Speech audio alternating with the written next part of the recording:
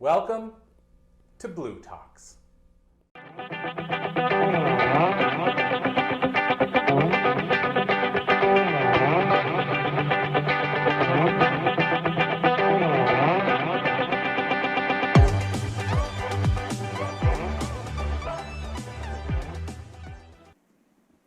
How many of you here believe that you know the truth?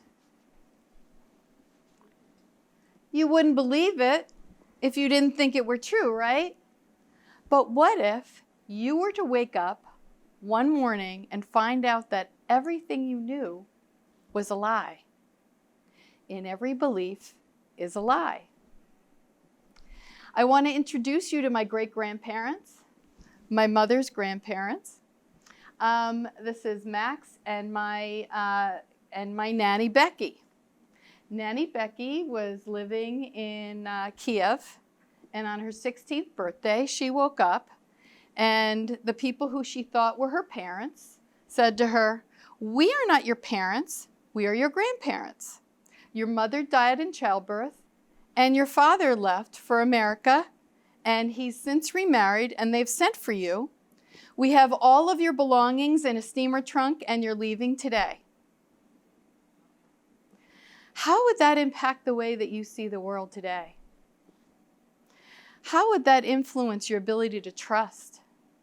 That's the lens that suddenly appeared in her life. So I want you all to close your eyes, and I want you to imagine that you are now in your home, surrounded by your loved ones.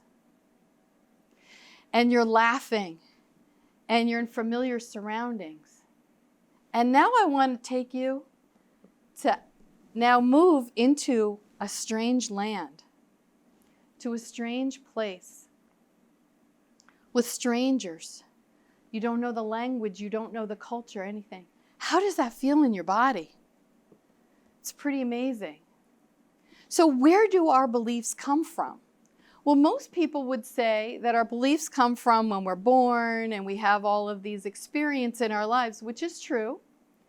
So we actually develop our beliefs from the town we live in, the culture, our religion, our socioeconomic status. But we also can inherit beliefs. Now, our brains have 5 major brain frequencies. When we're born, we're in delta, and delta is this big wave, very slow. So imagine what a newborn baby has to learn. A newborn baby has to learn about sight, sound, taste, language. It's just incredible what they have to absorb at a very deep level. And they will also absorb the feelings of their parents and people around them. Theta is the state of imagination. It's deep imagination. And theta is also a wide wave. And theta is that place where elementary school kids are. So they can always make a stick into a gun or mud pies or whatever they want. That's the state of imagination. Then you have alpha, which is, how many of you have driven someplace and don't even remember how you got there? Yeah, that's the state of alpha. That's the state of deep learning, and it's also the state of meditation. We go in and out of that state several times a day, 7 to 10 times a day, actually.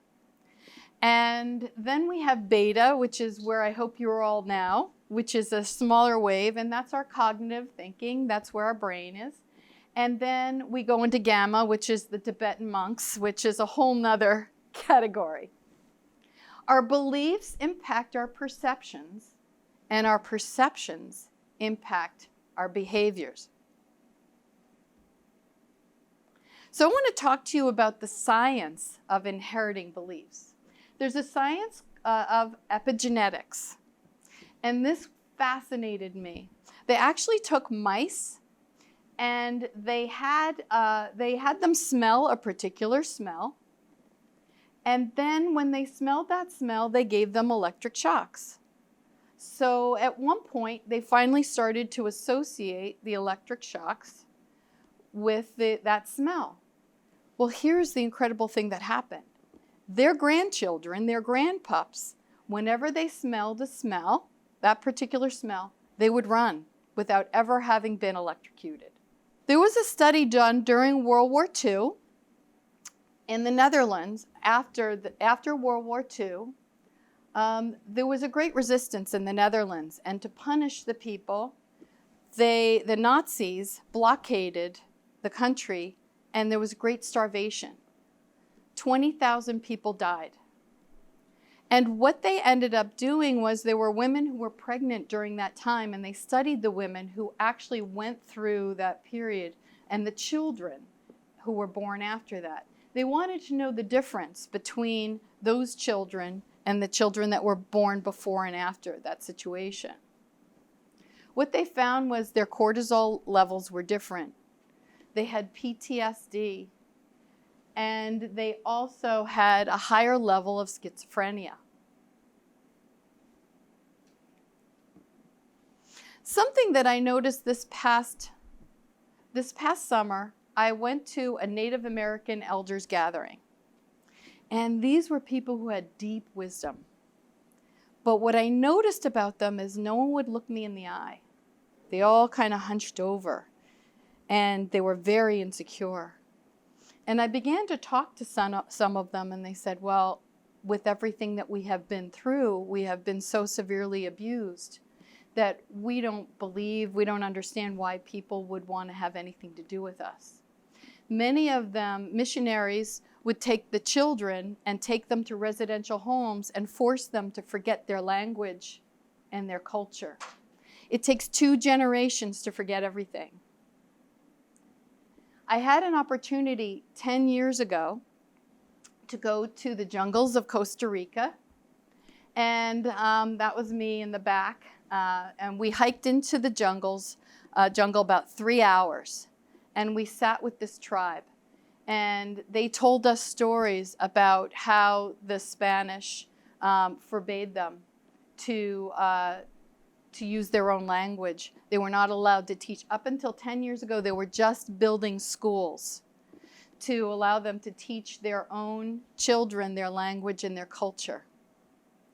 And during that time, they told us with tears how their grandparents and great-grandparents were forced to kneel on gravel if they mentioned anything from their culture, remembered anything from their language. They were forced to forget. And so this trauma went down generation to generation. And on a side note, when we were there, we first sat down and we had this giant wooden bowl, and they passed it around, and it had this lumpy liquid in it. And it was kind of like smoking a peace pipe with all of them. So they had us drink this until it was all gone. They referred to it as chicha. And I will tell you, there was something that I had remembered from National Geographic, but I couldn't place it, but I knew there was something kind of funky about this. Well, when I got back to civilization and I looked it up, how many of you know the yucca plant, the yucca vegetable? It's a root vegetable. They take a bite, they chew it up, spit it into a bowl. Yeah, you got it. And their saliva fermented that, and it became alcohol. So yes, that's what I got to do. So how do you access your unconscious beliefs from your lineage? I worked with a woman who was actually in pharmaceutical sales. And she was struggling because she'd always wanted to be a natural healer. But she had this deep-seated belief that she couldn't make money at it. And that was also her mother's belief. She came from a long line of healers, but none of them would dare charge for what they were doing. What we discovered was, going back generations, when the Portuguese came to Brazil, they wanted to convert them. But in order to do that, they told them that if you have this gift from God, you can't charge for it.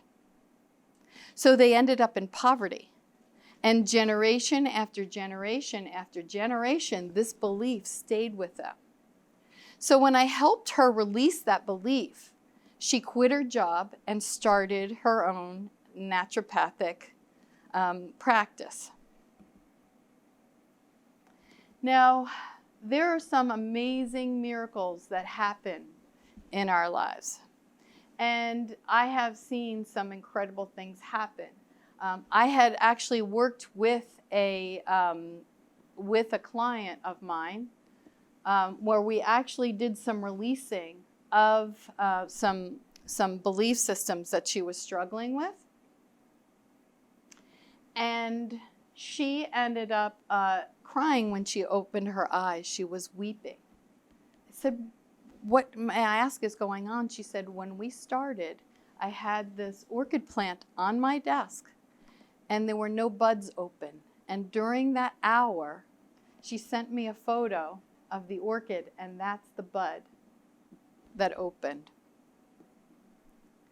And Dr. Wallen, Dr. Mark Wallen, wrote a book, and he talks about working with people from the Holocaust and how they have these beliefs that get passed down. Well, how do you know that it's your belief? One of the things he talks about is looking for language.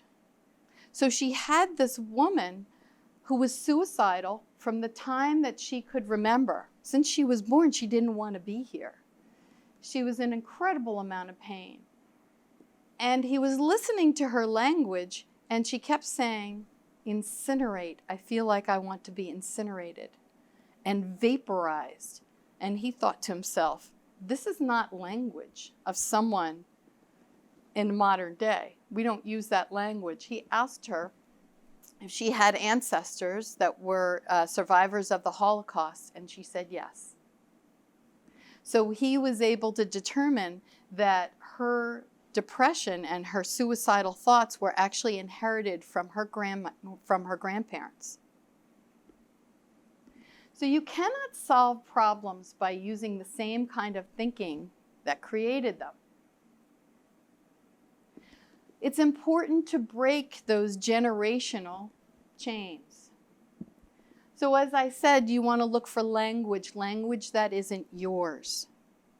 The next thing you want to look for are patterns. Because if you have certain patterns that are in your family lineage, you want to look for that to see, okay, why do all of us have this same issue that's going on, so that we can look to solve that. So many families have these different patterns. And I'd like you to think about this. If you look deeply into the palm of your hand, you will see your parents and all generations of your ancestors. All of them are alive in this moment. Each is present in your body. You are the continuation of these people. But here's another thing. We've talked about negative or difficult things, but what about honoring?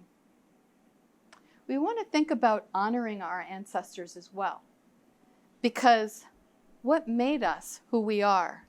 I guarantee you that most people here are not indigenous people. All of us came here from someplace else. All of our ancestors came here. What did it take to become you? What's the wisdom that got passed on?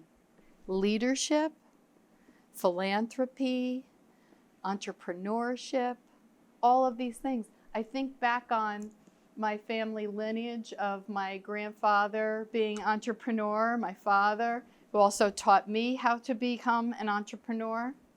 Then in my mother's lineage, working in nonprofit organizations, her great-grandparents came over from Russia and were founding members of an organization that helped people settle in the United States, so that they helped them in their mission of finding homes and making sure that they had what they need. So I invite you to think about and honor the wisdom that you all have, because it's not all bad. Family dysfunction rolls down from generation to generation, like a fire in the woods, taking down everything in its path until one person in one generation has the courage to turn and face the flames. That person brings peace to their ancestors and spares the children to follow. Terry Real. So what I have here, if any of you like, I have a QR code that leads to some videos with a few techniques to help people and help you through there's some cutting edge unique tips. And here is my contact information. Thank you so much for having me.